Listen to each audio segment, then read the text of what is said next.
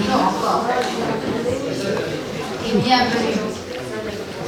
Honneur et respect à vous tous. Madame la députée Marie-Christine Verdier-Jouclas, chère marraine, Mesdames, Messieurs les élus, Mesdames, Messieurs les diplomates, Mesdames, Messieurs les intervenants, Mesdames, Messieurs les présidents, Mesdames, Messieurs, je me présente. Je suis Naïma Mourir, présidente de l'Association internationale L'Ambassadrice, organisatrice de cet événement en partenariat avec notre Assemblée nationale. Au sein de cette salle historique, cette belle salle historique, je tiens à remercier infiniment notre marraine pour son parrainage, sa disponibilité et son accueil, ainsi que tous ses collaborateurs. Aussi, je remercie M. Castaner, président du groupe de l'Amitié France-Maroc, pour son soutien. Merci à vous toutes et tous pour votre disponibilité. Merci à tous les intervenants pour leur implication et leur dévouement. Merci beaucoup à vous tous d'avoir répondu présent à notre conférence de la 7e édition de la Marche de l'Histoire et la Mémoire France, Maroc, Israël, Histoire commune, mémoire commune, sans mêler. Cette édition coïncide cette année avec le 103e anniversaire de l'armistice de la Première Guerre mondiale, le 77e anniversaire du manifeste de l'indépendance du Maroc, du 76e anniversaire de la libération de la France, du 73e anniversaire de la proclamation de l'État d'Israël, du 65e anniversaire de l'indépendance du Maroc, du 46e anniversaire de la Marche verte et du 22e anniversaire de règne de Sa Majesté le roi Mohamed VI du Maroc, que j'appelle le roi bâtisseur de la paix entre Israël et le Maroc, avec la signature des accords d'Abraham depuis le 22 décembre 2020, ainsi que son humanisme, sa générosité et sa solidarité avec l'Afrique, l'Europe et d'autres pays. L'objectif de cette édition de la Marche de l'Histoire et la Mémoire est de partager et transmettre des valeurs communes entre notre France et nos pays et continents d'origine, des valeurs de la solidarité, la fraternité, la paix et le mieux vivre ensemble à la jeunesse et aux générations de demain. Aussi, c'est un grand hommage que nous rendons aujourd'hui au général de Gaulle, au grand compagnon de la libération de la France, le sultan Mohamed V du Maroc, et à tous les anciens combattants et résistants morts pour la libération de la France et une partie de l'Europe, soit français, marocains, africains, américains ou d'autres nationalités. Et nous confirmons tous ensemble à nos aînés, nos héros, que nous sommes sur leurs pas. Hier, eux, ils ont libéré la France. Et aujourd'hui, nous sommes là, sur leurs pas, pour participer tous ensemble à son développement, à son rayonnement et maintenir ses liens historiques et ses relations ancestrales avec ses alliés et ses partenaires historiques, le Royaume du Maroc, l'Afrique, Israël, l'Asie, l'Amérique et tous nos continents respectifs. Et avant de donner la parole à notre marraine, je vous remercie, s'il vous plaît, de respecter 1 minute de silence à tous nos héros morts pour la libération de la France.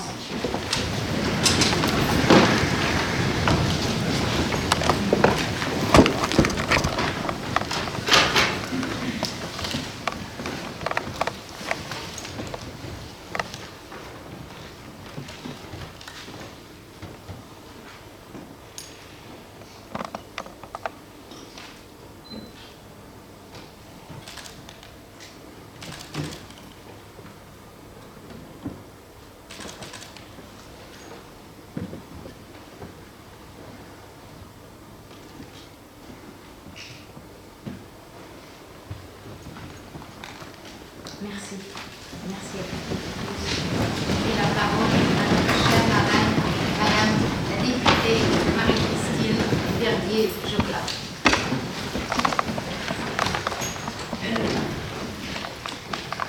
Merci beaucoup, Madame la Présidente, chère Naïma.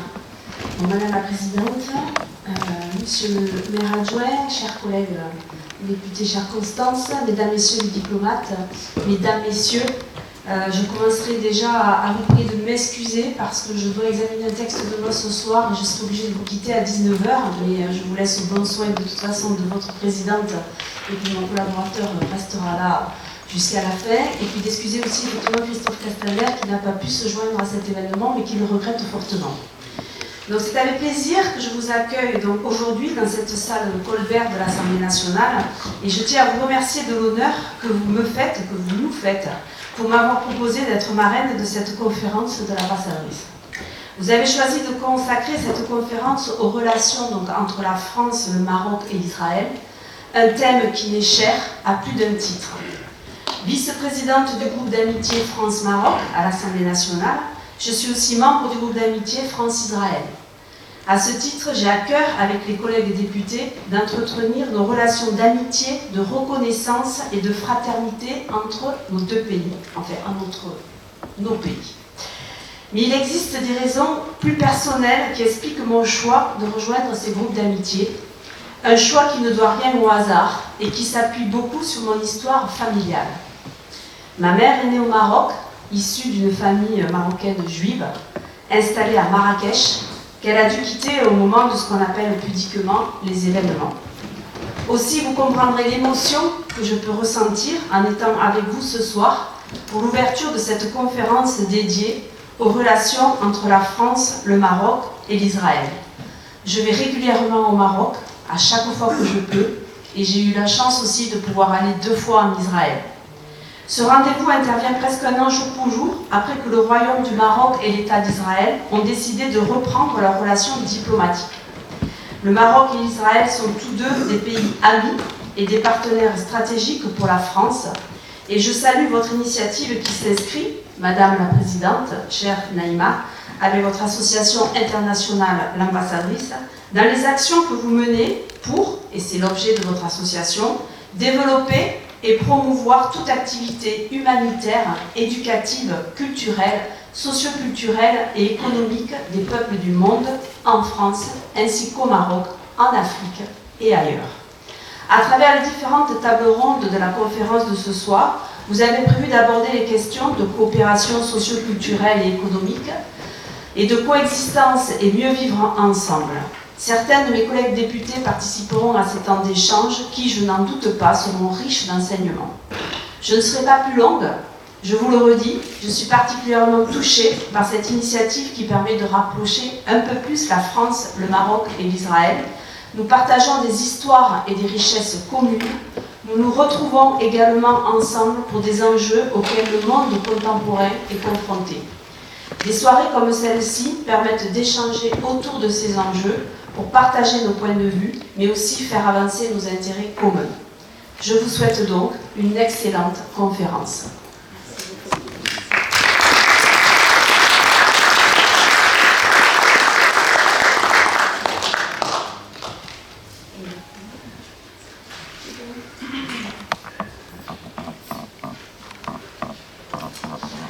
Bonsoir à chacun et chacune d'entre vous. Je me présente rapidement, Constance Legris, députée des Hauts-de-Seine. Alors, je n'ai pas le privilège ni l'honneur d'être marraine de cet événement parce que vous le savez peut-être, ou peut-être ne le savez pas, la salle dans laquelle nous nous retrouvons réunis ce soir, la salle Colbert, pour moi, ça n'est pas un gros mot que de continuer à appeler cette salle la salle Colbert, je dis ça en passant, et la salle où traditionnellement se réunit le groupe majoritaire à l'Assemblée nationale, donc le groupe La République en marche, auquel appartient ma collègue Marie-Christine Verdier-Jouclas, qui de ce fait, et après avoir reçu l'assentiment du président Castaner, peut marrainer cet événement en mettant à disposition ce lieu tout à fait prestigieux où c'est joué, croyez-moi, mon déjà assez long parcours politique et parlementaire peut en attester, où c'est joué une grande partie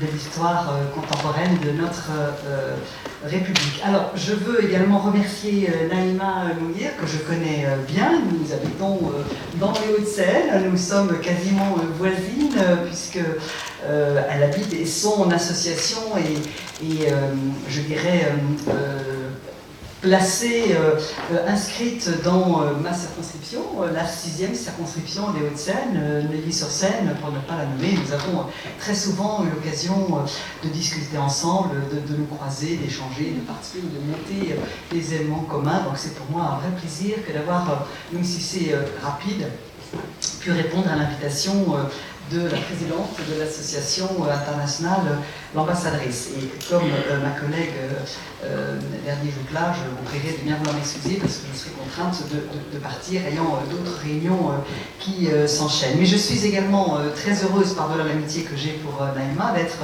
ici ce soir parce que, un peu je dirais, en miroir de ce que vient de dire Marie-Christine Verdier-Jouclas, je suis moi également membre ici à l'Assemblée nationale française du groupe d'amitié France-Maroc et très impliquée parce que secrétaire, c'est un membre du bureau du groupe d'amitié France-Israël, deux pays que je connais bien, où j'ai eu l'occasion de me rendre à de nombreuses reprises et ce depuis fort longtemps. Et donc toute manifestation, tout événement visant à tisser, retisser, approfondir, mettre en lumière les liens, les intérêts convergents et les comment dire, oui, parfaite convergence de vues sur un certain nombre de grands sujets du moment entre, par exemple, la France, le Royaume du Maroc et l'État d'Israël me sont des moments et des événements particulièrement importants. Je ne veux pas être trop longue.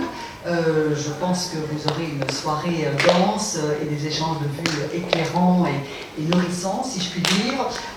Je termine par quelques petits propos sur les accords d'Abraham. J'ai une profonde admiration pour, de manière générale, je dirais, la politique étrangère du Royaume du Maroc. Et nous savons, nous, Français, comme sur un certain nombre de sujets, nous pouvons compter absolument de manière déterminée sur le soutien du Royaume du Maroc, mais également sur l'expertise, le savoir-faire, l'expérience qu'a le Royaume du Maroc dans de nombreux domaines, et je ne fais pas allusion qu'au domaine sécuritaire et de lutte contre le terrorisme, bien sûr, mais enfin, j'ai ça bien présent à l'esprit.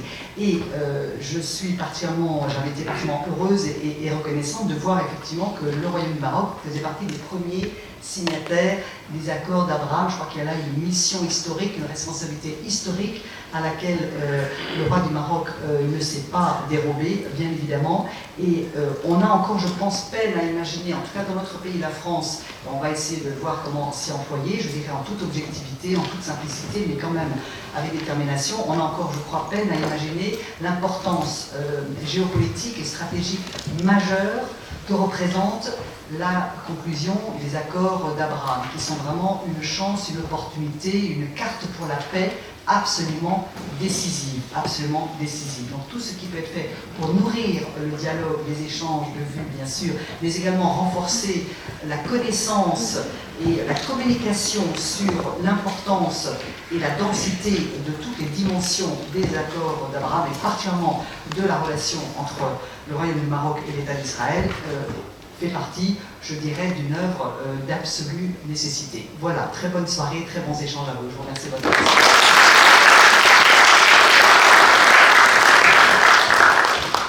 Merci beaucoup, Madame la députée. Merci beaucoup, Madame Constance Le Grip. Et maintenant, il arrive à temps.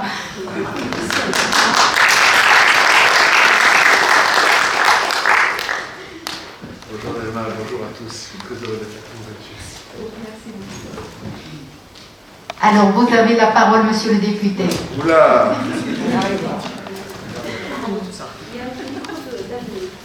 Non mais je veux vous dire, je serai extrêmement bref. Ma chère Nelma, je souhaitais à tout prix être là. J'ai tout décalé pour être là. Je suis tellement heureux en tant que juif, en tant que français, en tant que personne dont les parents ont vécu dans des pays arabes, de voir aujourd'hui le rêve devenir réalité. De voir aujourd'hui une paix, une vraie paix, qui est en train de se faire entre Israël et beaucoup de pays arabes, et en particulier peut-être le plus beau des pays musulmans et arabes, puisque le roi est le guide des croyants avec le Maroc. Alors il y a toutes les occasions du monde aujourd'hui d'être là. Mais aujourd'hui, ces rencontres, vous ne pouvez pas les rêver il y a encore quelques années, 10, 15 ans de cela. Aujourd'hui, à l'Assemblée nationale, ma chère Naïma, d'être avec mes collègues, ma chère Constance, mais tous mes collègues ici présents, c'est un bonheur absolu. Je suis heureux d'être là. Il y a toutes les occasions du monde, tous les anniversaires qui sont aujourd'hui commémorés. Je ne vais pas revenir là-dessus parce que vous êtes tous, on a dû vous le dire à tous et toutes. Mais le symbole est tellement important. Les juifs et les musulmans ont vécu pendant des siècles et des siècles comme des frères. Vous savez, quand moi je me balade dans la rue, je ne fais pas suédois ni viking. Les gens ne savent pas, se doutent bien que mes origines sont méditerranéennes. Et nos parents, mes parents, même si moi j'ai vécu à Paris, ont vécu pendant des siècles et des siècles. Moi j'ai parti en Tunisie, parti à Tripoli, parti en Italie. C'est le destin du peuple juif. Et il y a tous nos frères juifs marocains qui ont été accueillis jusqu'à aujourd'hui, les bras ouverts. Et les plus belles communautés juives au monde, c'est la communauté marocaine qui a été accueillie à bras ouverts par le Maroc. Et je tiens à rendre un hommage vibrant à tous les monarques, à tous les rois du Maroc, tous qui pendant la guerre ont préservé leurs juifs, et jusqu'à aujourd'hui, on vient de signer un accord historique avec l'État d'Israël qui reste, je le dis, le certificat d'assurance vie du peuple juif, et qui fait que, avec tout le respect que j'ai pour l'ensemble de l'humanité, la Shoah ne pourrait pas se reproduire aujourd'hui grâce à l'État d'Israël. Et aujourd'hui, lorsqu'on voit qu'il va y avoir des vols directs qui vont avoir lieu et hier j'étais à une soirée sur les Champs-Élysées pour aussi fêter la réconciliation entre Israël et le Maroc, c'est un bonheur.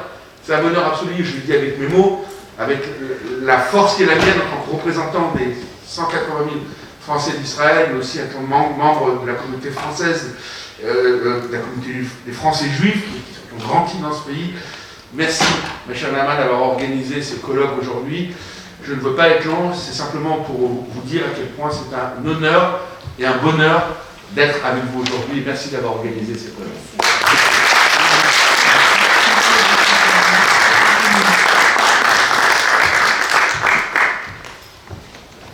Et maintenant, on va commencer.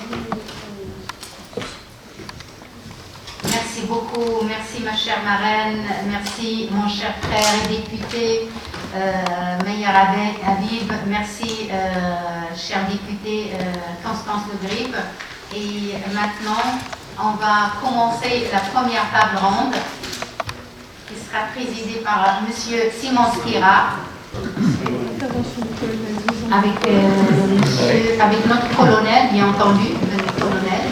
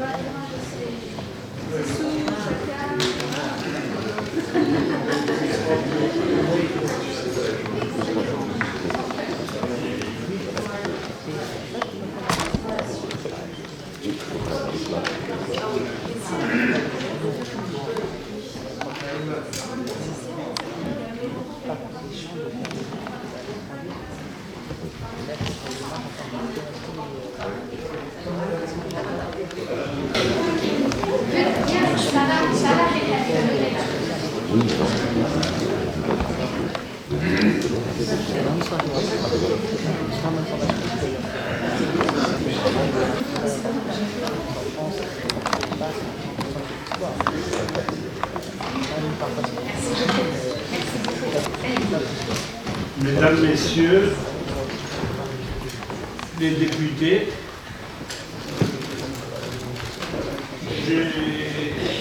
Mesdames, Messieurs les présidents, les participants, je suis Simon Skira. Alors ce soir je n'ai pas de problème, mais pour moi c'est une grande fête, parce que j'ai 3 passeports. J'ai un passeport français, j'ai un passeport israélien, j'ai un passeport marocain depuis une vingtaine d'années. Alors, moi j'ai quitté le Maroc à l'âge de 15 ans et je suis allé directement en Israël en 1967 et j'ai toujours voulu garder le lien avec la France parce que j'ai cru en la France et j'ai cru en sa force d'instaurer la paix.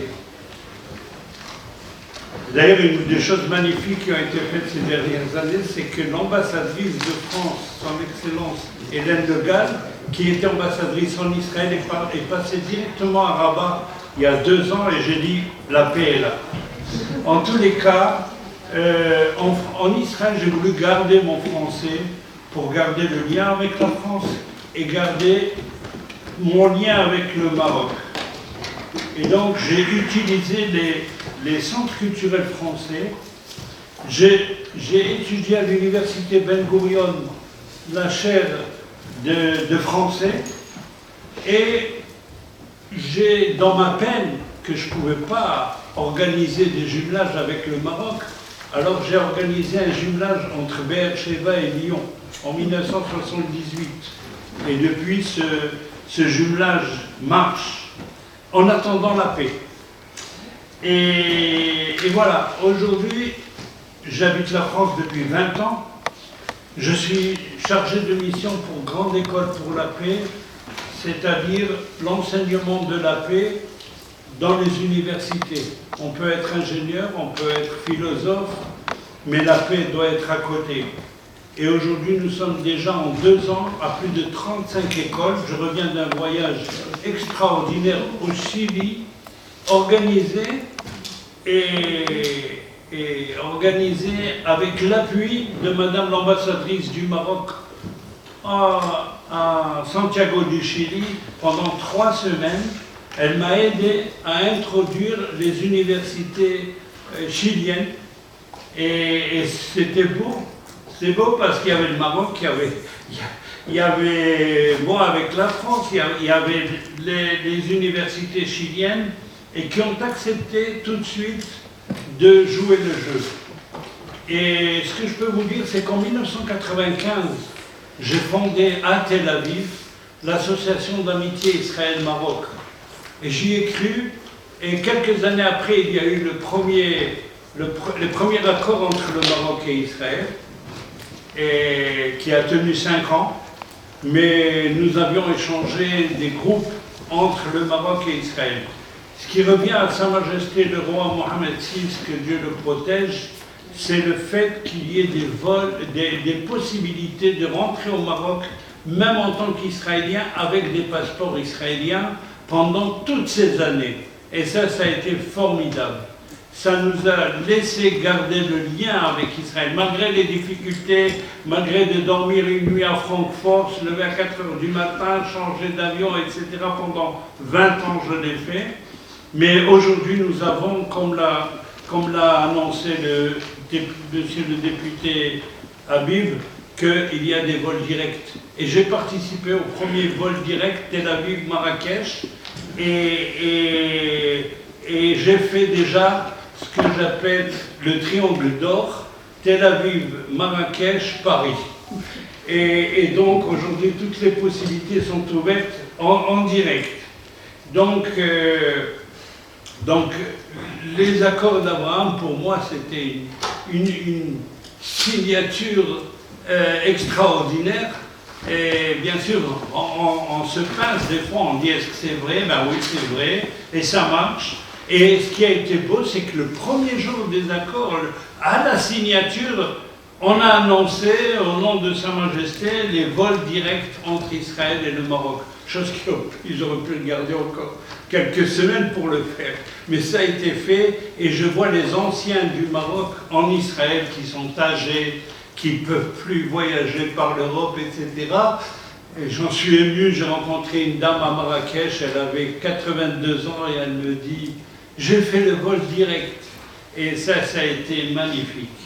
Et donc, voilà, donc avec ces 3 passeports et la fierté de la France, que je remercie sans arrêt parce que la France a un rôle à jouer, je suis très heureux de l'entendre de la part des députés qui sont dans les commissions France-Israël et France-Maroc. Alors là, c'est beau d'être dans les 2 commissions, je vous envie. En tous les cas, mais je ne suis pas fait pour la politique. Alors, voilà, donc on va donner, il y a eu l'intervention de Madame Constance Lacry, mais elle a été faite. Donc nous passons à l'intervention du colonel Louis-Jean Duclos, ancien officier goumier, vice-président, représentant de l'association des Goums, la Koumia France, les Goums marocains aux côtés de la France dans la Deuxième Guerre mondiale.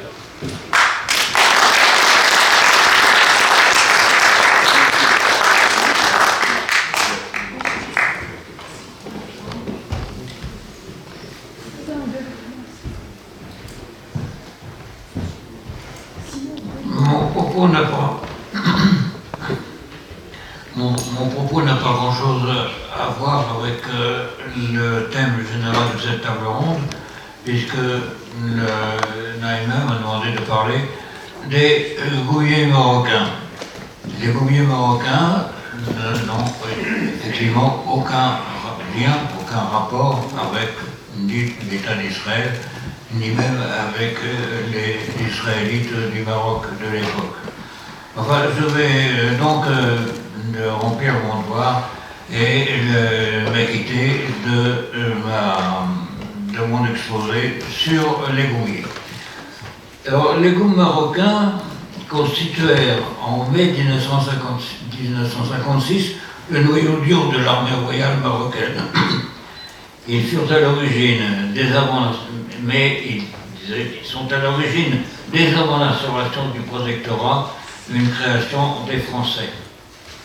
Ils servaient alors au maintien de l'ordre et à l'existence jusqu'aux limites du royaume de cet ordre qu'on pourrait appeler, du moins du temps lui ôté, un ordre franco-chérifien.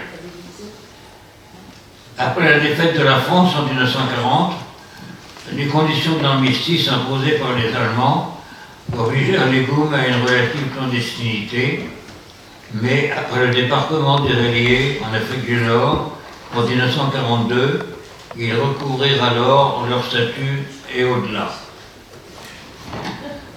En novembre 1942, en effet, les Alliés, en fait les Américains, débarquent au Maroc et en Algérie. Ils trouvent sur place des éléments de l'armée française qui sont presque de rompre tout rapport avec le régime de Vichy. Sous l'impulsion du général Giraud, qui rivalise alors avec De Gaulle, ils n'ont de cesse que de reprendre le combat contre les Allemands et contre les Italiens. Avec l'armement désuet dont ils disposaient, les Goums marocains prennent part aux combats qui aboutissent en mai 1943 en Tunisie à la capitulation des restes de l'Afrique-Corse germanique. Ils acquièrent l'estime du commandement américain, ainsi le retrouve-t-on tout naturellement constitué avec d'autres troupes d'Afrique du Nord en tête de ceux qui libéreront la Corse et la Sicile. Constituant bientôt avec d'autres unités d'Afrique du Nord le corps expéditionnaire français, les Goums marocains, regroupés en 4 tabords, équivalent à 4 bataillons, contribueront aux ordres du général Juin à libérer toute l'Italie. Le général américain Bradley admire ses combattants, et je cite, fier de leur tradition d'homme libre, sachant se montrer stoïque dans la souffrance et digne devant la mort. En juillet 1944, les tabors marocains embarquent de la péninsule italienne. Mais un mois plus tôt, la priorité stratégique des Alliés à l'ouest était accordée au front de Normandie et c'est ce qui allait s'en suivre. Le répit sera de courte durée pour les Goumiers, car le 16 août, ils débarquent en Provence, puis ce sera la libération de Marseille et la remontée d'un seul élan jusqu'au massif des Vosges.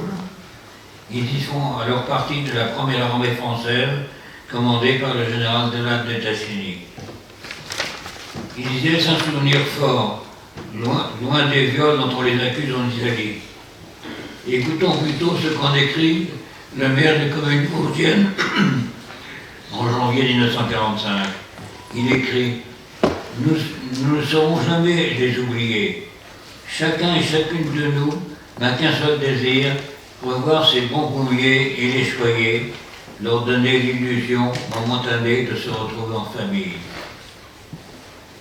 Au terme d'un rude hiver, en mars, les Tabors franchissent le Rhin en 1945, d'où, au terme d'une chevauchée épique, après avoir occupé Stuttgart en ruine, on les retrouve sur le lac de Constance, où le 23 juin, ils seront honorés de la visite de Sa Majesté le sultan Sidi Mohamed Ben Youssef, bientôt fait compagnon de la libération. Durant ces campagnes, de 1942 à 1945, 787 Goumiers, dont 57 officiers et sous-officiers, moururent pour la France, pour le Maroc et pour la liberté. Et si vous me permettez, je voudrais, en supplémentant mon émotion, rappeler ces mots que nous prononçons souvent les rangs de la Kouya, notre association d'anciens Goumiers et d'enfants Goumiers.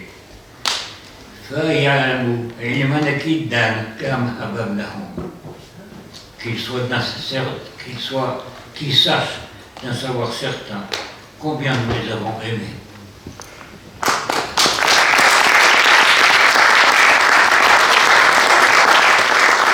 Merci beaucoup au colonel Louis-Jean Duclos. Je voudrais présenter M. Koresh Driss, docteur d'État en relations internationales et politique extérieure, ex-ministre plénipotentiaire, professeur visiteur des universités nationales et étrangères, membre de la Fédération mondiale de l'éthique des relations internationales. Bonjour à toutes et à tous.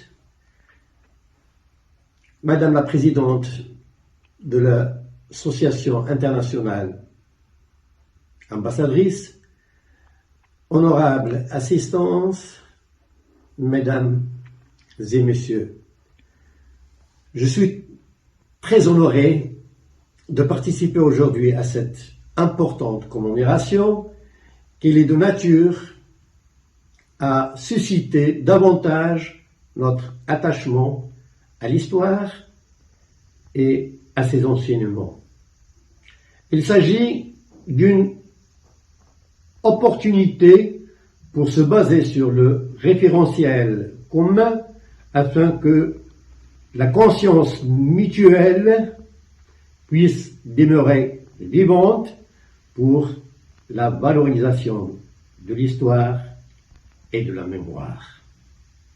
À cette occasion, je voudrais m'associer aux hommages rendus aux grands hommes de notre histoire pour leur sacrifice au service des nobles causes de nos nations respectives, et leur engagement nous inspire à travers cette commémoration à faire partie de la marche du progrès et de ceux qui s'investissent pour la défense des valeurs de la paix, du développement de l'entente et du bien commun de l'humanité.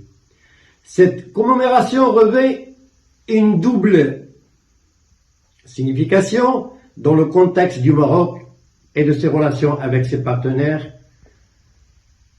avec lesquels elle est en train de consolider une nouvelle ère d'histoire sous le leadership de Sa Majesté le Roi Mohammed VI. En tant qu'État-nation, avec son impulsion culturelle et civilisationnelle, le Maroc développe des relations avec ses partenaires et alliés sur la base d'un socle de valeurs et de constantes, ce qui permet à nos relations de devenir pérennes et à nos nations de devenir des acteurs incontournables sur la scène internationale, ayant en partage des défis, mais aussi des aspirations communes. Entre le Maroc et la France, cette mémoire commune constitue le socle d'une relation particulière que les deux nations entretiennent depuis longtemps et qui appelle à être préservée de par la force de son histoire partagée. Elle est aussi une relation d'avenir qui se consolide et se renouvelle face aux nouveaux défis qui affrontent le monde d'aujourd'hui. L'histoire de l'humanité nous a appris que la solidarité, le dialogue et la coopération représentent des principes immuables qui ont toujours prévalu pour asseoir un ordre mondial où règne la paix, la concorde et la compréhension mutuelle entre les différentes civilités.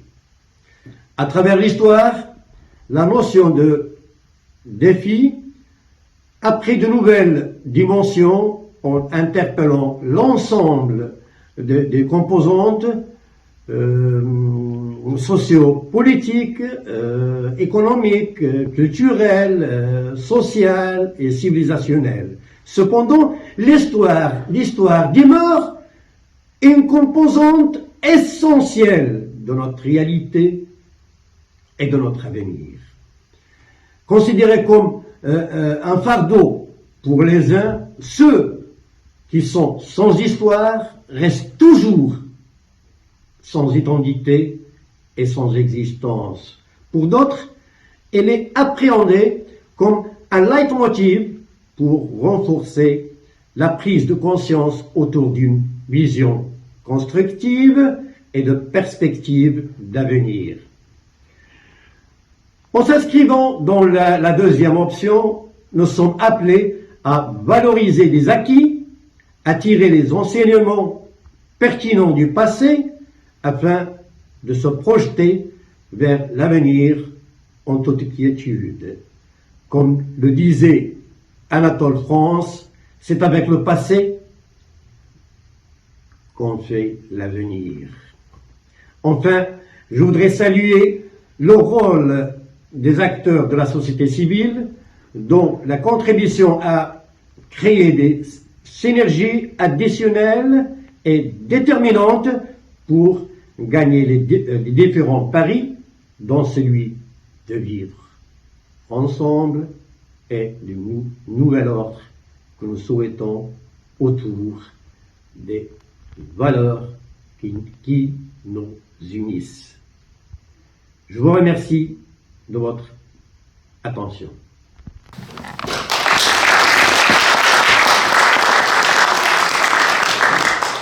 Merci à M. Koresh Driss. Et permettez-moi d'ajouter quelques mots. Aujourd'hui, ça fait 1 an que M. Moumendar Srif, qui était pendant 18 ans le directeur général de l'école Ekametmi, qui j'ai eu l'honneur de le connaître il y a 3 ans en venant lui proposer en tant que délégué de l'école d'ingénieurs de Beersheba et Ashdod, où il y a 5500 étudiants, je lui ai proposé, à la fin de ma mission avec cette école d'ingénieurs, où j'ai travaillé pendant 7 ans, je représentais pour l'Europe et le Canada, et je lui ai demandé s'il était prêt à signer un partenariat. Alors il m'a dit, mais moi je suis marocain. Alors attendez, il a sorti une kippa, il m'a montré des photos qui étaient à Jérusalem, il m'a dit après tout cet accueil, bien sûr que je vais signer ce partenariat. Et ce partenariat a été signé entre ECAM EPMI, Cergy Pontoise et l'école d'ingénieurs de Beersheba et Ashdod. Et ce qui est magnifique, c'est pour moi, pour ma part, il m'a invité à déjeuner 2 semaines après, il m'a dit, vous parlez beaucoup de la paix, j'ai un rêve. On peut être, comme je l'ai dit tout à l'heure, ingénieur, philosophe, etc. Mais il faut avoir la paix à côté. Donc, je vous propose donc il a initié le projet Grande École pour la Paix et nous l'avons ouvert ensemble. Et depuis, je travaille pour cette école et plutôt pour ce projet. Donc c'est l'instant, malheureusement, il nous a quittés il y a 1 an. Un grand hommage lui a été rendu il y a 2 semaines. Mais sa mémoire restera autour de ce projet qui, personnellement, est très important, mais je crois il est aussi une fierté de la France, puisque là où je vais, je dis que c'est un projet international, mais qui vient de la France. Et une deuxième chose importante, on va parler du Mali. C'est ça? Il y a M. Segat de Touré, non? Malheureusement, ah d'accord. Alors tu te présentes pas? Ah d'accord. Ok. Donc je vais terminer avec une chose très importante. Hier, j'ai eu la signature de l'école euro-méditerranéenne de Fès qui a signé un double accord pour moi. C'est avec l'école d'ingénieurs de Beersheba et Ashdod aussi. Et d'ailleurs, il se signe avec beaucoup d'universités entre le Maroc et Israël. Et là, hier, j'ai eu la confirmation de la signature et aussi pour la signature de se joindre à Grande École pour la Paix. Donc, je reste sur ce pour vous remercier infiniment.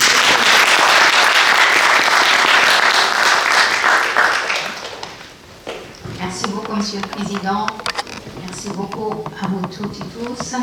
Et maintenant, on passe à la deuxième table ronde. Je vous présente aussi, je vous annonce l'arrivée de notre député, Gilles Guerreb, député de la 9e circonscription des Français à l'étranger.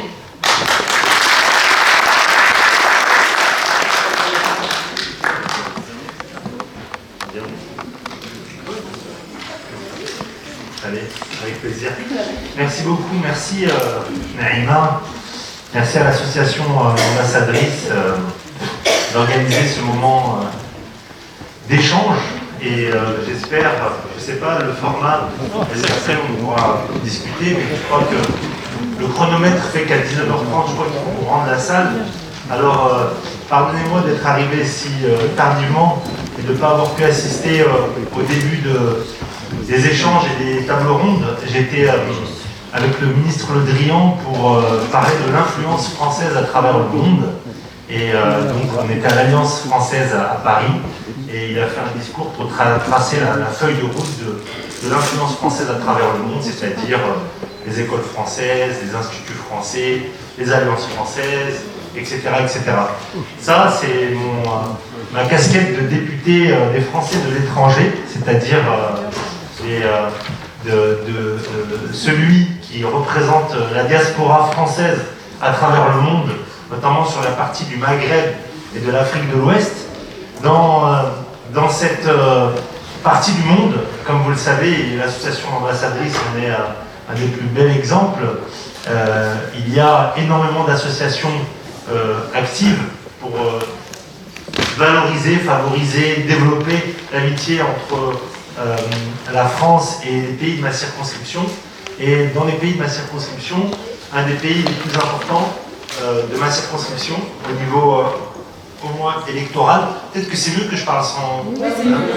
Pardon. C'est mieux, pardon. Dans l'hémicycle, quand on parle, on a le droit d'enlever le masque, alors je me le permets.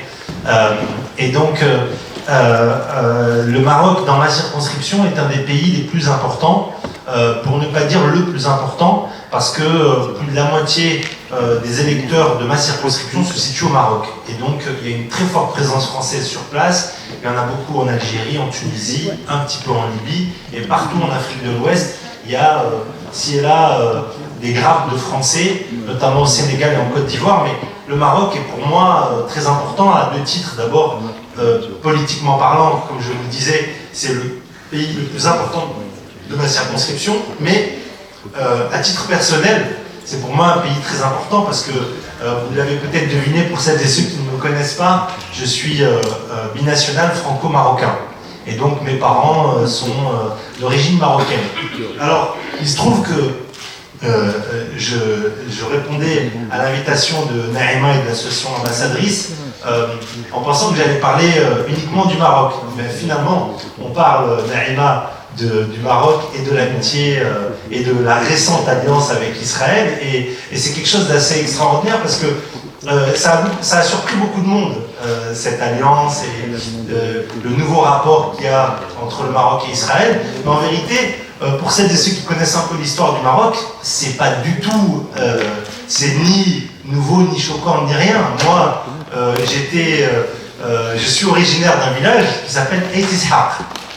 Mes parents sont originaires de Eit Ishaq. Et certainement dans mes aïeuls et dans mes ancêtres, il doit y avoir certainement un ancêtre juif quelque part. En tout cas, le fondateur de mon village est assurément un juif. Et c'est une fierté pour nous, qui sommes issus des montagnes du Moyen Atlas, de pouvoir se revendiquer aussi de cet héritage juif. Et je pense à mon ami Kamal Ashkar, qui a fait un film extraordinaire qui s'appelle « De Tinrir à Jérusalem », que je vous recommande à toutes et à tous d'aller voir. C'est un film extraordinaire où lui-même est originaire de Tinrir, et c'est un berbère comme moi, de Tinrir, mais qui a compris que de son village avait immigré une grande communauté juive. Alors, il immigrait dans les années 60 en partant de Tinrir à Jérusalem. Et donc, il a fait le chemin de Tinrir à Jérusalem pour aller sur les traces de ses ancêtres, de ses parents, etc., de toute cette diaspora-là. Et il est arrivé en Israël et effectivement, il était choqué parce que si vous avez vu ce film, c'est assez extraordinaire. Il a vu dans ses ancêtres de son village, dans ces personnes qui vivaient à Tinrir, il croyait qu'il était dans son bled. Il parlait en berbère vraiment dialectal, avec un accent très prononcé, etc. Et ils ont gardé cette culture-là. Et le plus émouvant dans le film, c'est quand une des mamans dit, pour nous, on est en Israël, mais pour nous, la terre promise, pour nous, c'est Tinrir. C'est de retourner à Tinrir. Et un jour, on retournera à Tinrir. Et donc, finalement, c'était assez paradoxal ou assez amusant. C'est un clin d'œil pour dire que, effectivement, si les Juifs immigrent en Israël, c'est parce que pour eux, c'est la terre promise. Et effectivement, celles et ceux qui ont quitté les bleds du Moyen Atlas et qui ont la mémoire de ces bleds-là dans leur enfance, pour eux, revenir sur la terre de leurs parents, leur terre ancestrale, c'est une forme de pèlerinage et quelque chose qui relève aussi symboliquement de quelque chose de quasi religieux. En tout cas, pour vous dire, dans ce petit propos, merci Naïma de me donner l'occasion de le dire, pour vous dire qu'il n'y a rien de choquant, il n'y a rien d'extraordinaire, en fait c'est la normalité. Moi, député des Français du Maroc, dans la communauté marocaine, il y a énormément de personnes qui sont de culture juive et qui le revendiquent et qui vivent ensemble. J'étais il y a 3 semaines à Casablanca et nous avons fait Shabbat avec une famille juive qui vit là et qui en vérité est franco-marocco et même pas israélienne, mais franco-marocaine en vérité. Et donc elle vit sa marocanité, et c'est ça la diversité et le pluralisme du Maroc, qui a été reconnu, je pense que vous l'avez dit certainement, par la réforme de la Constitution de 2011, l'héritage hébraïque de la culture marocaine, et tout ce qu'on doit, et j'en suis le plus bel exemple. Comme je le disais, mon village c'est Eit Ishaq, et là je ne peux pas mentir, c'est une réalité. Donc il y a plein de villages autour de chez moi, de Sfero, de Midelt, de toutes les personnes qui connaissent un peu le Moyen Atlas, ils voient qu'il y a énormément de cette trace, de cette présence juive dans le Maroc profond,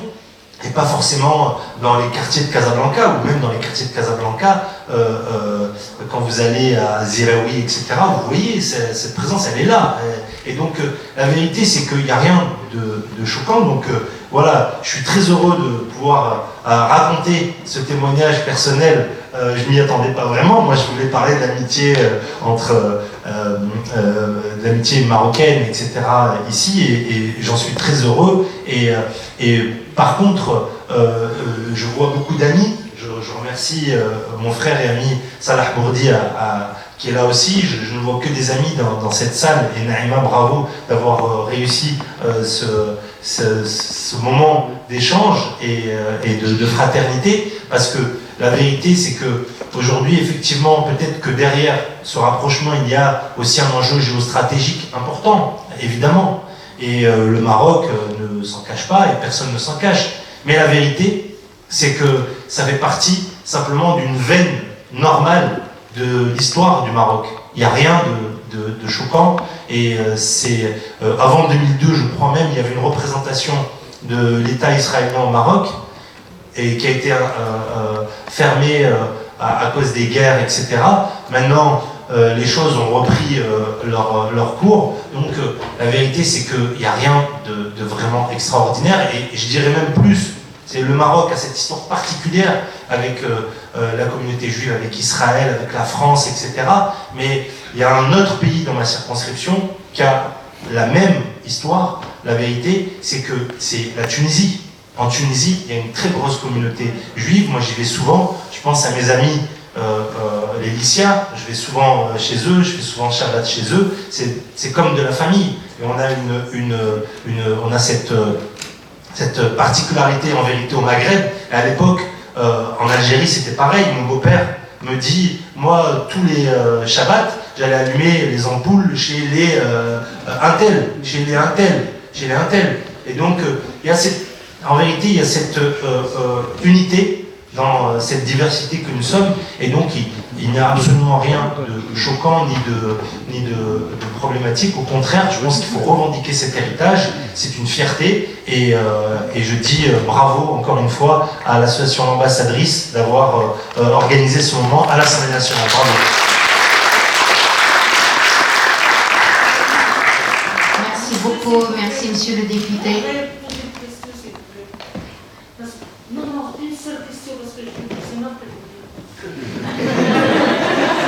Non. Monsieur l'a parlé de Tigre, mais tout le monde ne connaît pas, moi je ne sais pas si vous se trouvez. Ah, c'est dans le sud.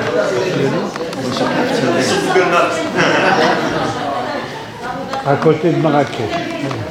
S'il vous plaît, on va continuer. Merci infiniment, merci beaucoup monsieur le député et cher Gilles Guerreb, un homme formidable. Ce n'est pas parce qu'il est présent. Satan, pendant le confinement, il était bloqué au Maroc. Et pendant toute cette période, on a communiqué ensemble. Il m'a envoyé son programme, c'est-à-dire son calendrier journalier pour rester en contact avec les Français qui sont bloqués au Maroc et dans sa circonscription, que je transmettais moi aux personnes qui étaient en contact avec moi, qui étaient bloquées là-bas. C'est un homme formidable. Le mot est trop petit pour dire un homme formidable. Merci beaucoup.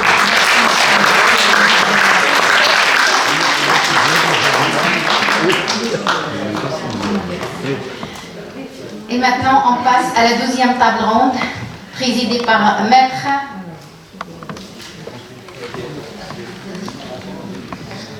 Bonsoir. Je suis très heureux d'être parmi vous. Je suis Maître Bawali Labid, avocat au barreau de la Seine-Saint-Denis. Tout d'abord, je tiens à remercier infiniment toutes les personnes qui sont présentes et qui ont répondu présentes. Et je remercie également les organisateurs, les organisatrices de cette conférence, notamment Naïma, qui m'a fait l'honneur de m'avoir invité à cette conférence. Et à noter que cette conférence ne peut confirmer une chose, c'est que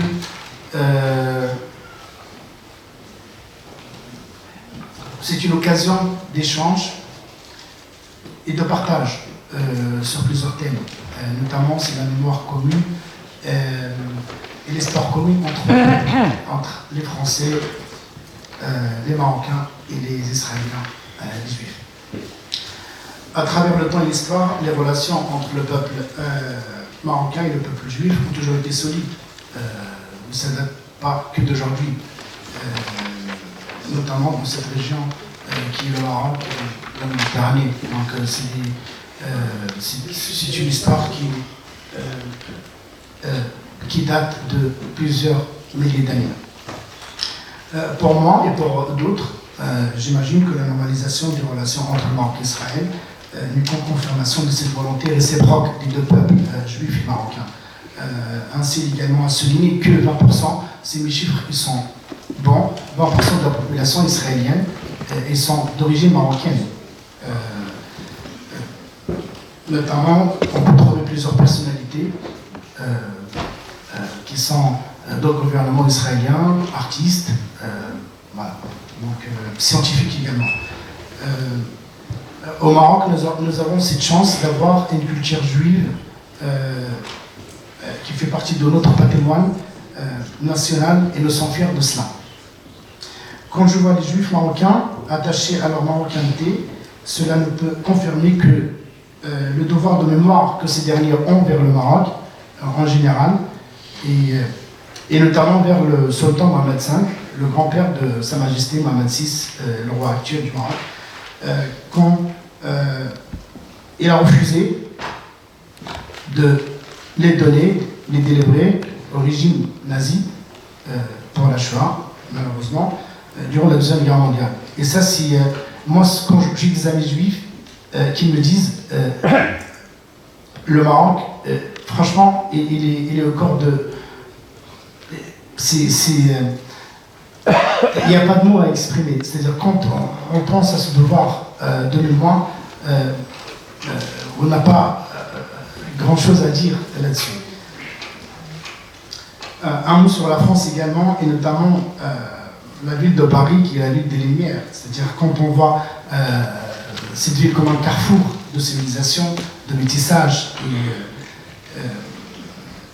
et de culture autour de cela, on peut juste être fier d'être en France et s'interroger sur le rôle de la France qui a joué dans la normalisation des relations entre le Maroc et Israël et dans la signature des accords d'Abraham, qui était un rôle majeur et important. Ce rapprochement entre le Maroc et la France, entre le Maroc et Israël, ne peut confirmer une chose. C'est un bienfait, c'est un point positif, non seulement pour la génération actuelle, mais notamment pour la génération à venir. On sait que la conjoncture actuelle économique est très complexe, très compliquée, mais la mise en place de ces accords ne peut que donner espoir à plusieurs souches de chacune de sociétés, notamment le Maroc, afin de tendre la main au peuple juif et faire un pont de paix qui est un début d'un processus de paix très long dans longue durée. Pour moi, et pour le avant de la fin, les accords d'Abraham sont un début de notre page d'histoire qui se retourne et qui peut être que positif, et j'espère qu'il y a d'autres pays qui vont suivre sur ce point. Je vous remercie.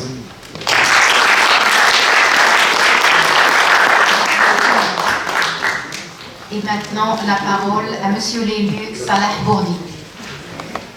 Merci beaucoup. Le micro marche, on m'entend ? Oui. Bonsoir à toutes et à tous. Merci beaucoup, chère Naïma, Madame la Présidente de l'Internationale ambassadrice, pour cette invitation. Alors, comme certains, je n'avais pas pris connaissance du sujet que tu voulais aborder aujourd'hui, donc je vais changer un petit peu mon propos pour parler aussi de la communauté juive présente au Maroc. Alors, tout d'abord, me présenter, je suis Salah Bourdi, je suis élu en Seine-Saint-Denis, à Épinay-sur-Seine exactement, et je suis président fondateur d'une association qui s'appelle le Cercle Jeune de la Croix, qui est l'association des élus pour l'amitié entre la France et le Maroc. Association que mon voisin de gauche connaît très bien, puisque Naïma le soulignait tout à l'heure. Mejid El Guerrab est quelqu'un d'extrêmement actif des deux côtés de la Méditerranée, et je peux également témoigner que toutes les personnes qui sont restées bloquées pendant ce corona et qui ont appelé les élus du Cercle Jeune de la Croix, on a relancé des appels vers Mejid El Guerrab, donc il a été un petit peu le sauveur de quelques familles, et c'est l'occasion pour moi de te remercier chaleureusement, cher Mejid, pour tout ce que tu fais pour les élus et pour la coopération de la France et le Maroc. Le Cercle Jeune de la Croix, je le disais tout à l'heure, est une association d'élus pour l'amitié entre la France et le Maroc. On a plus de 250 adhérents aujourd'hui et on travaille à ce qu'on appelle la coopération décentralisée. Avant, on parlait beaucoup de jumelage, aujourd'hui, on parle moins de jumelage, on parle plus de coopération décentralisée.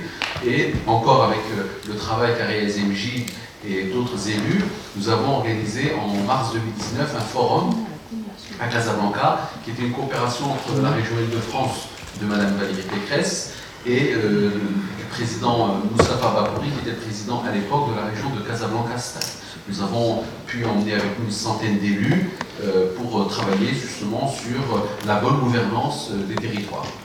Et l'anecdote que je peux raconter pour essayer de coller au sujet que Naïma nous a proposé ce soir, lorsqu'on a fait cette coopération décentralisée, on est parti avec une centaine d'élus, arrivé à Casablanca, on avait un dimanche où il y avait donc un creux dans l'agenda. Il fallait remplir le creux. Donc tout de suite, on s'est dit, bah, tiens, on va aller visiter la mosquée Hassan à Casablanca, puis l'ancien souk, puis la cathédrale. Et j'ai dit, tiens, pourquoi on ne visiterait pas quelque chose qui a à voir avec la communauté juive marocaine, mon prédécesseur l'a rappelé, qui existe au Maroc depuis des millénaires. Et on a donc visité le musée juif de Casablanca, j'espère ne pas dire de bêtises, mais l'un des rares musées juifs en terre musulmane. Et je me souviens très bien de la réaction des élus qui nous ont accompagnés, ils étaient vraiment extrêmement admiratifs du travail qui est fait par le Royaume du Maroc pour mettre en valeur le judaïsme marocain. Et on a passé un moment assez agréable. Donc je disais, le Cercle Jeune de la Croix travaille à la coopération entre la France et le Maroc. Bien sûr, on milite pour la reconnaissance des provinces du Sud, des provinces marocaines, on milite pour l'intégrité territoriale du Maroc, et c'est vrai que les accords qu'il y a eu aujourd'hui avec les États-Unis et Israël pour la reconnaissance des territoires marocains, c'est quelque chose qui va dans le sens de l'action que nous menons au Cercle Jeune de la Croix.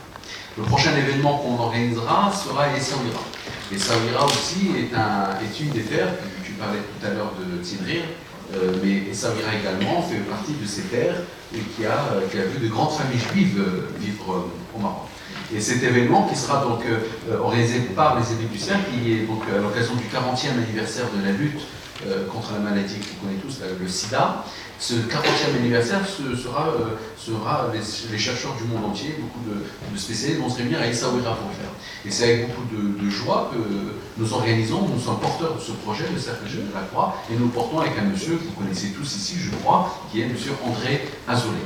Donc là aussi, c'est une spécificité absolument marocaine, je te la veux dire, merci pour vous. Et voilà, qui est donc le conseiller de Sa Majesté, et qu'on est la personnalité du monde hébraïque proche de Sa Majesté, c'est parce que justement cette histoire du monde juif au Maroc est très importante.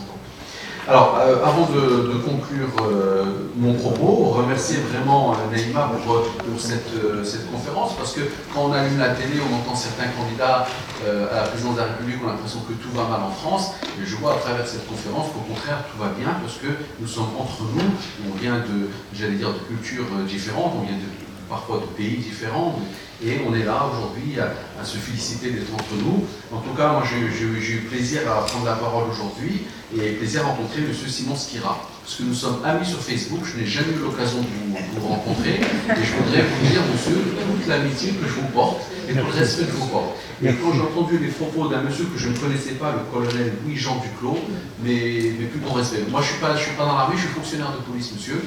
Et permettez-moi de vous dire tout le respect que j'ai pour vous. Et vraiment, merci à Naïma d'avoir rassemblé toutes ces personnalités. Je me sens vraiment très petit devant vous, je vous le dis. Merci.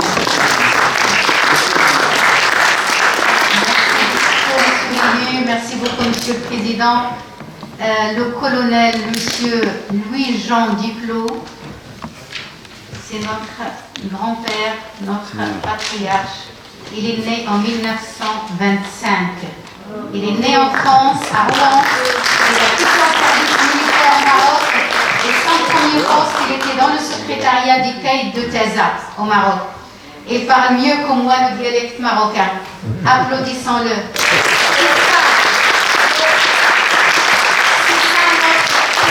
Commune, mémoire commune, sans mêlée.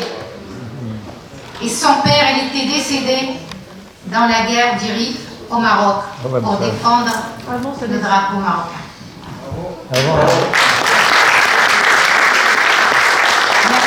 Merci. Tous les honneurs, colonel. Je me lève pour le colonel. Bravo. Bravo.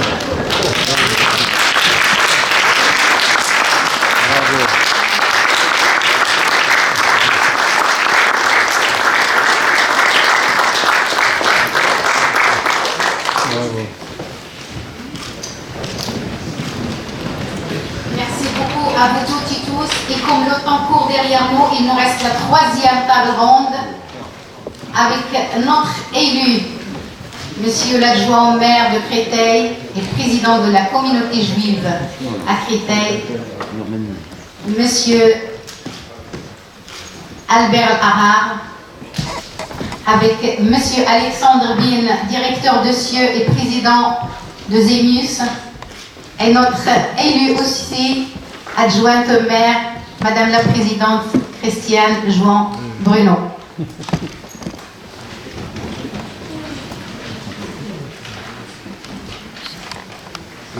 Bonsoir à tous, Madame la Présidente, chère Naïma, Monsieur le Conseiller municipal, Monsieur le député, Madame la conseillère, Madame la adjointe, chers collègues.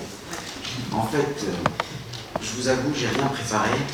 Naïma, hier, grâce à mes secrétaires, elle a pu m'accrocher et me dire il faut venir. On a fait un événement extraordinaire ensemble au mois de juillet. C'était la fête du trône que nous avons célébrée au centre du jury européen. Et j'ai découvert une femme de conviction, une femme qui est déterminée. Malgré ses petits moyens, elle fait des choses extraordinaires. Elle nous a réunis ce soir à l'Assemblée nationale.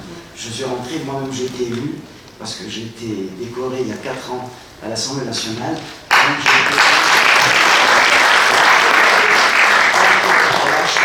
Albert Harrar, président de la communauté juive de Créteil, maire adjoint, délégation d'urbanisme, mais tout le monde connaît ma marocanité. Alors vous avez vu ce juif marocain, né au Maroc, intégré en France, et bien sûr avec un ventricule droit, un ventricule gauche, dans un ventricule, et bien sûr attaché à toute notre terre d'Israël. Et comme il a été dit tout à l'heure, que le juif, il a toujours cette phrase, dans la Pâque juive, c'est l'an prochain à Jérusalem, et ça c'est depuis que la Torah a été remise au Mont Sinaï. Alors, Naïma, merci de nous réunir ce soir. Je dirais un mot sur ces accords d'Abraham, dont c'est l'anniversaire, ces prochains jours. Je l'ai déjà dit, c'était tout à fait naturel. C'est des amours retrouvés. Il y a combien de relations entre pays, des ouvertures d'ambassades, des échanges économiques, mais on n'a jamais vu autant d'accords signés au lendemain du rapprochement Israël-Maroc. C'est assez exceptionnel. On a l'impression d'avoir des vannes qui étaient en attente et il fallait les ouvrir. Et là, on le doit à celui dont j'étais en admiration dans toute ma jeunesse. J'étais devant l'écran cathodique à écouter et à prendre par cœur ces conférences de presse de feu Sa Majesté Hassan II. Alors, comme vous avez parlé de la France, le Maroc, l'amitié France-Maroc, la France a toujours été un pays avec le Maroc. Alors, roi Hassan II avait une phrase extraordinaire. Il disait, quand la France éternue, le Maroc s'en va. Et c'est vrai. Donc, tellement que les rapports étaient forts. Et pour Israël, combien le savent, l'histoire l'a montré, notre présence au Maroc sur les terres marocaines sont très anciennes. Vous avez évoqué tout à l'heure la ville de Saouira, qui était à 80% de population juive. Et combien, moi je suis attaché à mon Maroc, que je l'ai visité, là maintenant on est coupé, mais j'étais encore il y a 3 semaines, il n'y a pas, que ce soit dans le Moyen Atlas, partout dans tout le Maroc, où il n'y a pas eu un ménage juif, où il n'y a pas eu un cimetière juif. La preuve en est, c'est que Mohamed VI, que Dieu le glorifie, a réhabilité tous les cimetières juifs. Ils ont recensé combien de cimetières dans tout le Maroc, donc ce qui marque notre histoire et notre présence au Maroc. Et comme le disait aussi le feu Hassan II, il était précurseur, parce que vous avez parlé des accords de 2002, mais combien il y en a eu depuis la guerre de 6 jours, et un jour il avait dit, quand entre le génie juif et la richesse du monde arabe, cette partie du Proche-Orient serait le Hong Kong du monde. Et les gens, aujourd'hui, c'est des hommes comme ça qu'il nous faudrait. Donc ma troisième table, chère Naïma, tu m'as réservé le vivre ensemble. Alors, cette culture marocaine dans laquelle nous avons baigné toute notre jeunesse, on l'a importée. Moi je l'ai importée dans ma communauté, je dirais, de la municipalité dans laquelle je réside, où c'est une ville multiconfessionnelle. Les gens sont arrivés d'Algérie, de Tunisie, du Maroc en 1962, et il y a une continuité justement, cette symbiose qui a été vécue dans l'Afrique du Nord, il y a une continuité dans cette ville. C'est pour ça qu'aujourd'hui, c'est un modèle du vivre ensemble. Alors j'ai eu la chance d'être à l'école normale hébraïque de Casablanca, où j'avais un directeur dès notre jeune âge, nous réunissait les jeunes des écoles confessionnelles, on allait à la rencontre des écoles musulmanes et des écoles chrétiennes. Et ça, donc, tout est une question d'éducation, tout est une question de fondation. Alors aujourd'hui, ce que fait le Maroc, parce que tout le monde ne connaît pas la vie juive qu'il y a au Maroc, parce que plus de 50% de la population marocaine est âgée de moins de 20 ans.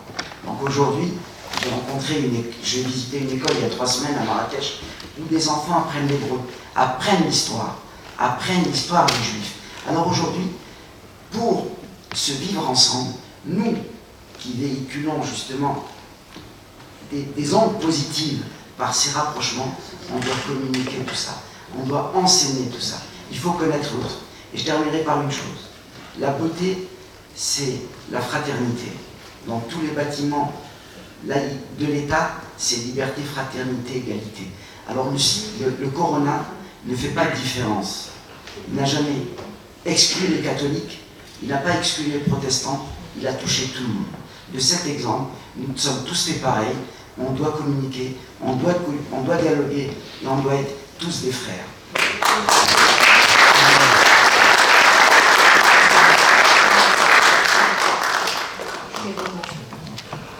Je te remercie.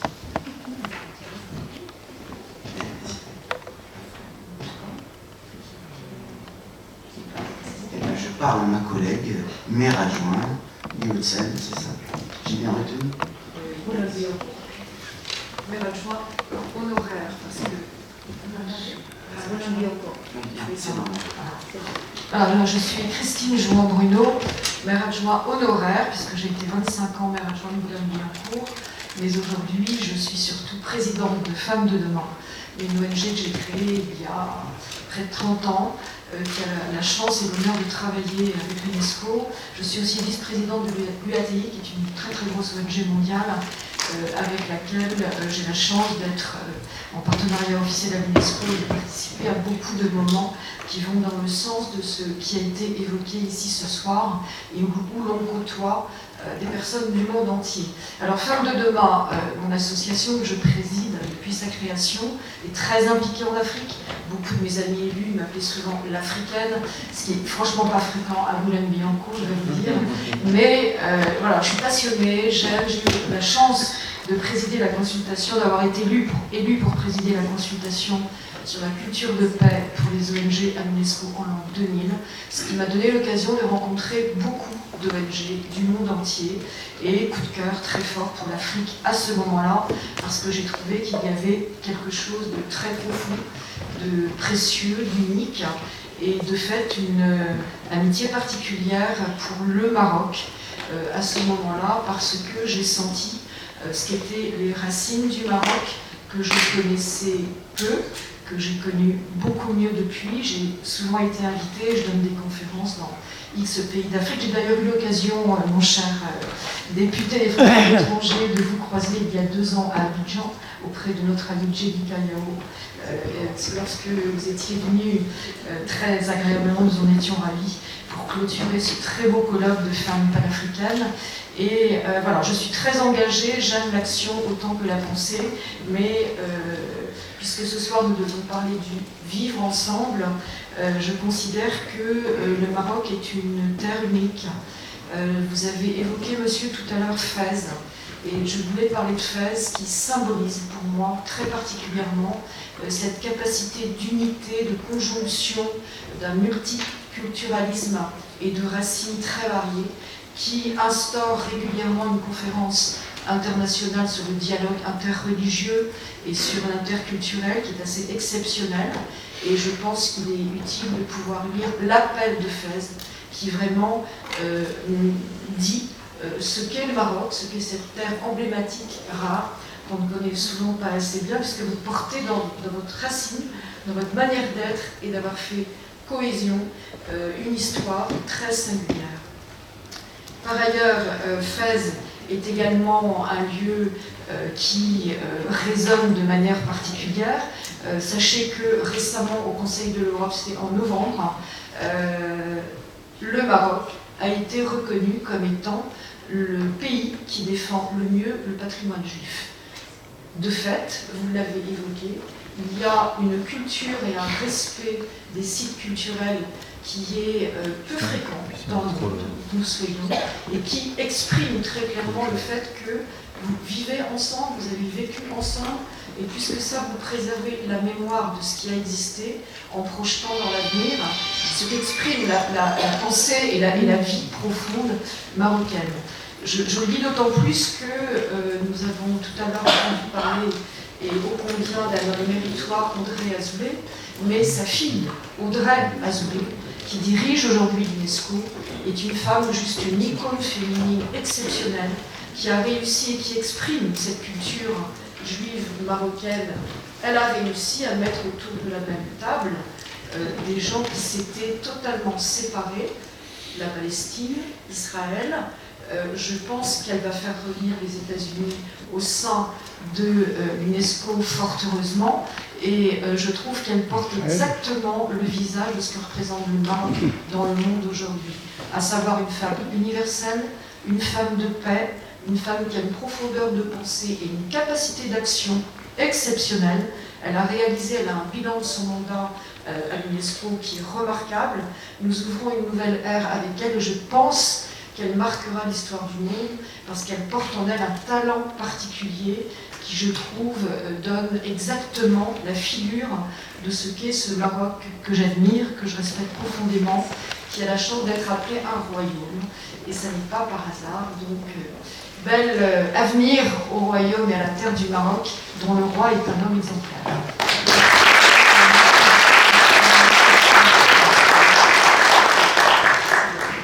Et merci Naïma, on se connaît tellement et depuis très longtemps que je te remercie. Et maintenant, la parole à notre directeur de CIE et président de Zémus, M. Alexandre Bin. Merci Naïma, Madame la Présidente de l'association, ambassadrice.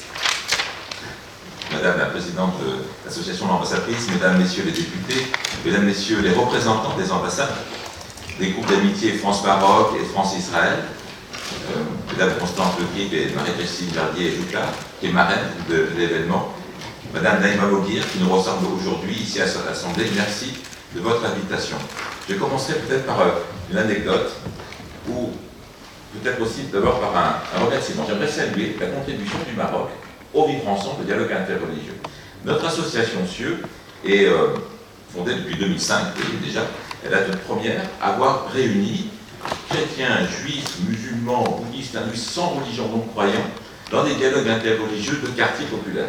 Avant 2005, il y avait bien sûr des dialogues interreligieux, mais ils étaient bilatéraux, entre les juifs et les chrétiens, entre les juifs et les musulmans, entre les musulmans et les chrétiens, mais pas vraiment multilatéraux et encore moins avec les non-croyants. On était les premiers dans les quartiers à l'avoir fait.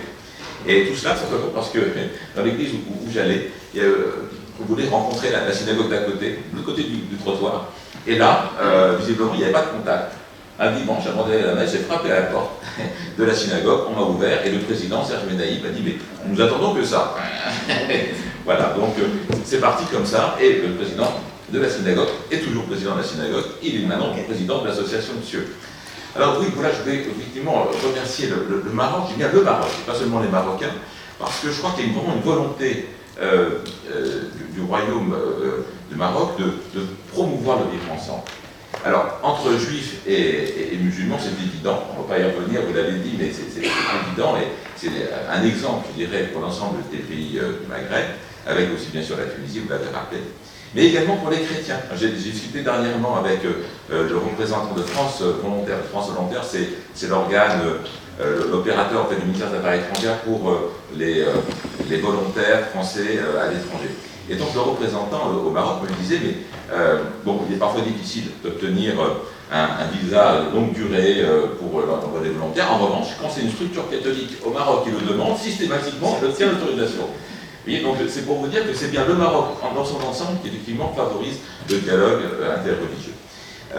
Et là, on en bénéficie bien sûr en France, puisque dans nos rencontres, ce sont toujours des rencontres de quartier, il suffit simplement d'avoir un lieu de culte, enfin des lieux de culte, donc synagogue, mosquée, église, temple bouddhiste, que sais-je, dans un même quartier pour favoriser le dialogue interreligieux. Et quand les non-croyants veulent participer et être représentés, c'est dans la mairie d'à côté que ça se passe. Voilà. Alors concrètement, c'est vrai que la contribution des Marocains, et notamment alors la première, Naïma Boguir, est réelle. Beaucoup de Marocains participent à des dialogues interreligieux et donnent une image de la France qui est l'inverse de celle qui est représentée parfois en France. Je vais vous dire, j'ai pas mal d'amis, notamment d'amis juifs, qui maintenant sont de l'autre côté de la Méditerranée et qui vivent en Israël. Et alors, il se trouve notre association, qui est aussi l'anecdote par laquelle je vais commencer, elle a été reconnue, agréée par l'agence du service civique. Bon. Pourquoi? Parce que simplement, on a observé, comme beaucoup d'associations, un problème. Le problème, c'est que lorsqu'une synagogue est à côté d'une mosquée, à côté d'une église, d'un temple bouddhiste, que sais-je, les responsables de communauté ne se connaissent pas, et les communautés encore moins. Donc c'est un vrai problème parce que ça favorise le communautarisme, évidemment. Et puis les habitants du quartier qui sont croyants ou non croyants non plus ne les connaissent pas, donc on a essayé de fédérer un dialogue ensemble. Donc c'est ce problème-là qu'on a observé, on a essayé d'apporter une solution pour que ça fonctionne très bien dans les quartiers.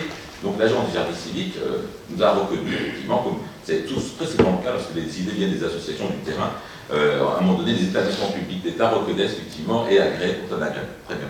C'est ce qui s'est produit. Donc on a aussi été les premiers à avoir proposé, parce que l'agence du service civique envoie des volontaires en France, mais aussi à l'étranger, la destination Israël comme destination possible pour les volontaires français. Parce qu'auparavant, Israël ne faisait pas partie effectivement de destination. Bon. Et au bout de quelques mois, ça a été quand même accepté. Dès 2012, nous avons été donc les tout premiers à envoyer des volontaires. Et puis en 2016, la France a souhaité être au même niveau que les Allemands, parce que les Allemands envoient beaucoup de volontaires, on connaît les raisons bien sûr en Israël. Et la France maintenant envoie autant de volontaires que les Allemands, mais un peu plus en Israël. Bon. Et alors, le directeur, le coordinateur général des volontaires français israéliens, en Israël, qui est responsable d'une association qui gère l'ensemble des volontaires israéliens et aussi étrangers en Israël, me dit dernièrement, à cause du Covid, j'ai plus de travail. On ne peut pas faire revenir bien sûr les volontaires, et je me retrouve sans mission, puisque l'association n'a plus le budget qu'elle avait auparavant pour. Eh bien, Alexandre, j'aimerais bien venir en France travailler. Si tu as un job, j'aimerais bien. Alors ça, c'est extraordinaire. Je dis, mais tu te rends compte?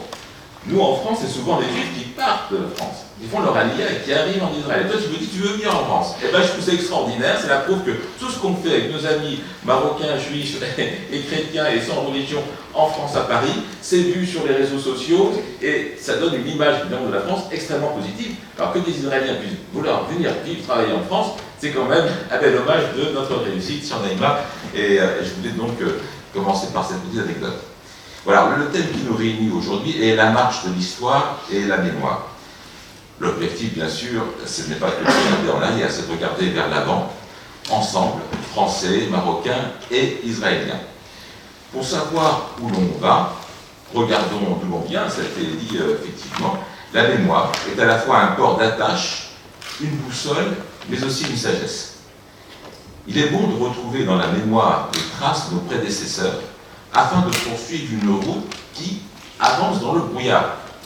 Car notre monde est aujourd'hui plongé dans un immense brouillard. Les routes sont rendues inquiétantes, voire dangereuses. Pire, les routes semblent se dérober derrière nous au fur et à mesure où nous avançons.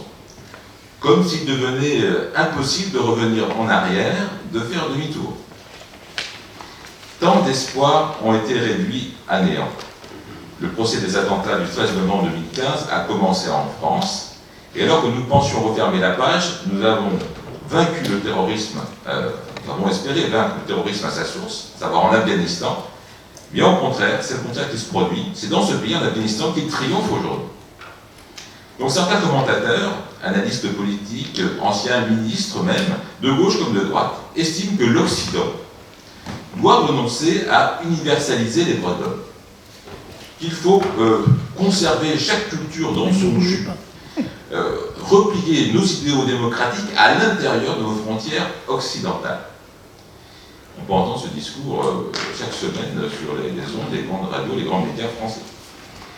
Au repli sanitaire correspondrait un repli démocratique. Je ne partage pas cette opinion. La mise en place d'une culture démocratique demande du temps. En France, il a fallu près d'un siècle pour que la République ne soit plus renversée.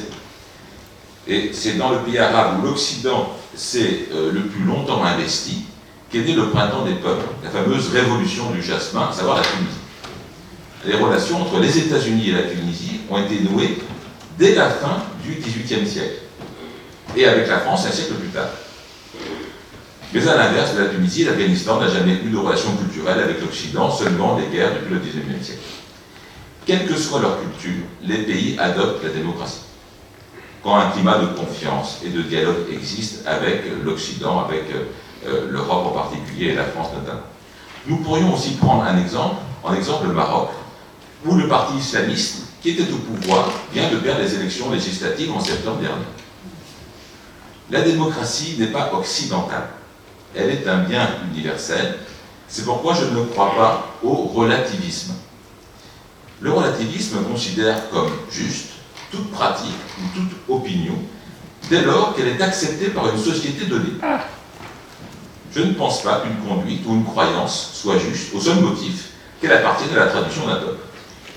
Le dialogue interreligieux doit au contraire permettre de discerner la valeur éthique, il y a aussi un représentant de l'éthique des relations internationales, la valeur éthique des convictions et des comportements indépendamment des traditions qui les justifient. Le dialogue interreligieux de proximité ne débouche donc pas sur un relativisme moral, mais sur une morale commune en référence à un absolu. Et c'est au nom de cette morale commune que les grandes religions universelles peuvent condamner le terrorisme, peuvent condamner la violence envers les femmes, l'arbitraire, l'obscurantisme religieux et la théocratie. C'est au nom de cette morale commune que nous avons construit, nous ensemble, Marocains, Israéliens et Français, un vivre ensemble et que nous pouvons promouvoir les valeurs démocratiques. Je vous remercie. Bravo.